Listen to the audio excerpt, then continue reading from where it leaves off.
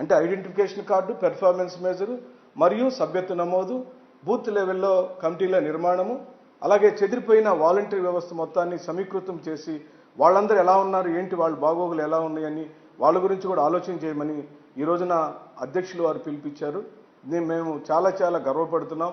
అనేక మంది అనుభవం కలిగిన వాళ్ళు, అనేక మంది సామర్థ్యం కలిగిన వాళ్ళు, అనేక మంది సీనియారిటీ కలిగినటువంటి నాయకులున్న మన పార్టీలో, వైఎస్ఆర్ కాంగ్రెస్ పార్టీలో నాతో పాటు 24 మందికి రాష్ట్ర అధ్యక్ష స్థానాలు ఇచ్చి ఈ సముచితమైన స్థానం ఇచ్చిన జగన్మోహన్ రెడ్డి గారికి మీడియా ద్వారా సదా మేము రుణపడి ఉంటాం.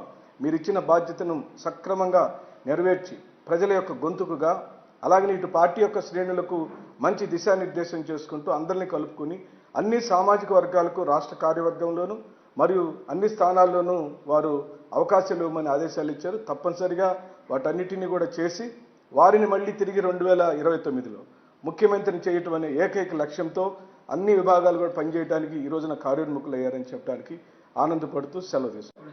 3 నెలల పాటు రాష్ట్ర స్థాయి నుంచి గ్రామ స్థాయి వరకు, అనగా ఫిబ్రవరి మధ్యంతరం 15, ఫిబ్రవరి చివరాఖరు వరకు ఈ కమిటీల నిర్మాణం అన్ని స్థాయిలలో నిర్మాణాలు జరుగుతాయి. కమిటీ నిర్మాణాలు అయిన తదుపరి వెంటనే మనం సభ్యత్వ నమోదుకు వెళ్దామని వారు ఆదేశాలు ఇచ్చారు. ముందు మా ఫోకస్ అంతా కూడా కమిటీ నిర్మాణాల మీద పెడతాం. 3 నెలల్లో పూర్తిగా రాష్ట్ర స్థాయి నుంచి బూత్ లెవెల్ వరకు అన్ని స్థాయిలలో ఫ్రంట్ల ఆర్గనైజేషన్స్ కానివ్వండి, ప్రధాన భాగం కానివ్వండి, అన్నిటినీ సంబంధించిన రాష్ట్ర కార్యవర్గ నిర్మాణం కూడా జరుగుతుంది.